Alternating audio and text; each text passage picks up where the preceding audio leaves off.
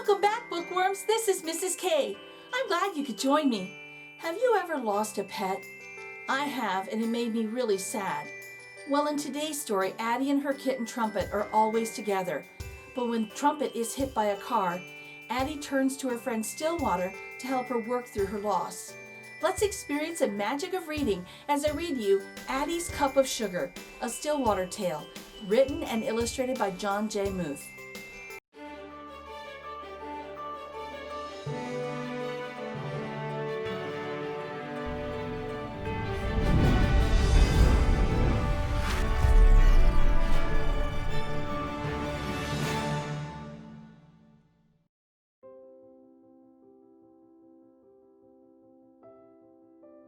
Addie and her pet kitten were best friends. They did everything together. When he was very young, his meow sounded like the tooting of a tiny brass horn. Addie named him Trumpet. They woke up together every day. Trumpet sat on the covers and wouldn't move until Addie got out of bed. When Trumpet was with her, the world was brighter and warmer.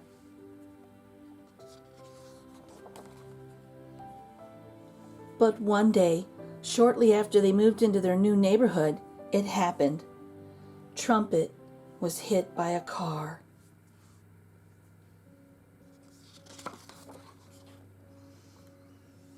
Addie was very sad. Trumpet couldn't be gone. This couldn't really be happening. There must be something she could do. Then Addie remembered her friend Stillwater. He knew a lot about how to help people. He would know how to bring Trumpet back again. Addie ran to find him. "Stillwater! Stillwater!" Addie cried out. "You have to help make Trumpet alive again. Please make him come back."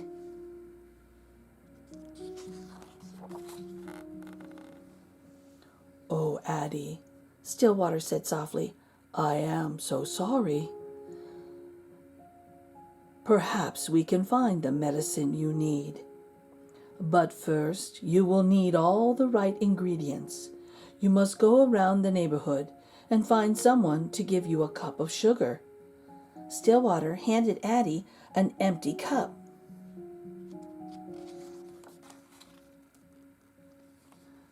"Fill this cup with sugar and bring it to me so we can mix it into the right medicine. But the most important thing of all is that the sugar must be from a home where death is a stranger." Addie hurried outside. She ran as fast as she could to the nearest house.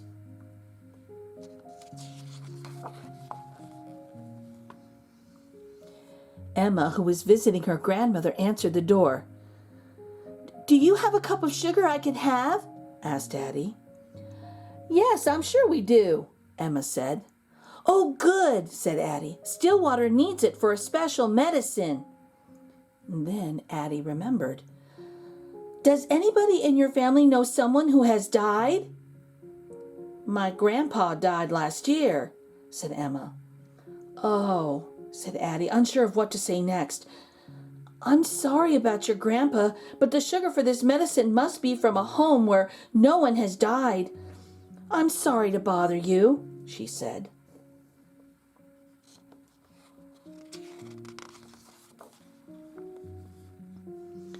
Addie ran through the backyards and beneath the laundry that hung on clotheslines. The linen sheets that brushed against her skin felt like Trumpet's rough tongue. She never knew what a cat's tongue felt like until she met Trumpet.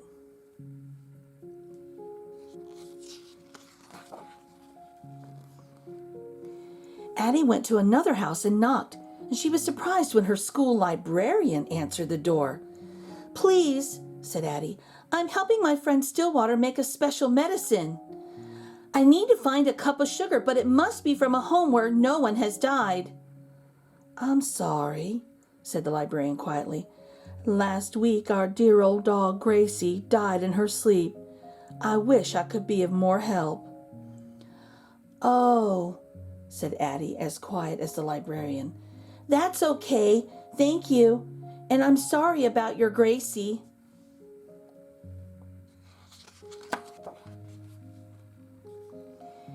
Addie ran from neighbor to neighbor looking for a cup of sugar from a home where death was a stranger. but she couldn't find a single one. Each person had, at one time or another, lost someone who was dear to them.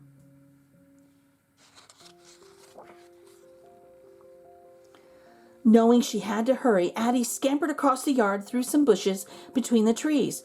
A rabbit watched her run past, the pupils in his eyes growing so very large. It was like when Trumpet would sit very still and watch and wait, and then he would pounce. Ouch! Addie's pants leg caught on a sticker bush. A sharp thorn broke the skin on her knee. She sat down and unhooked the thorn. "I'm sorry, Trumpet," Addie said. "I am trying to help you as quickly as I can."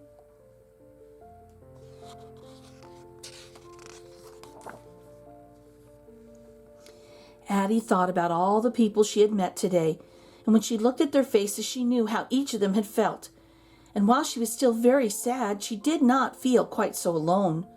She thought of Trumpet, of how he chased dragonflies in the yard, how she would find him curled up asleep in the funniest places, how his little pink toes felt so soft, how he would purr and rub his chin against her cheek while she lay in the grass looking at the clouds. And now she felt the tears come.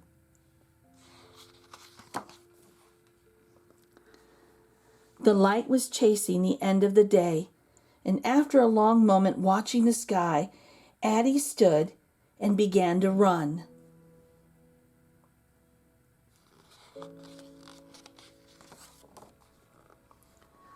Stillwater was waiting for her on the porch. "I have no sugar, Stillwater," Addie said. "Everyone I met today has lost someone they love." "But I understand now," she said. "The medicine was for me, wasn't it?"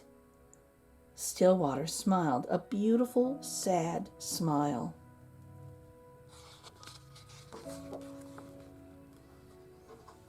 "How will I ever stop being sad about Trumpet?" asked Addie.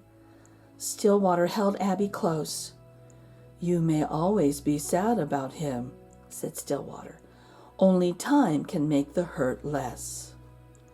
And while you can't see him the way you once did, he has not really gone away. He is in your heart, and he always will be."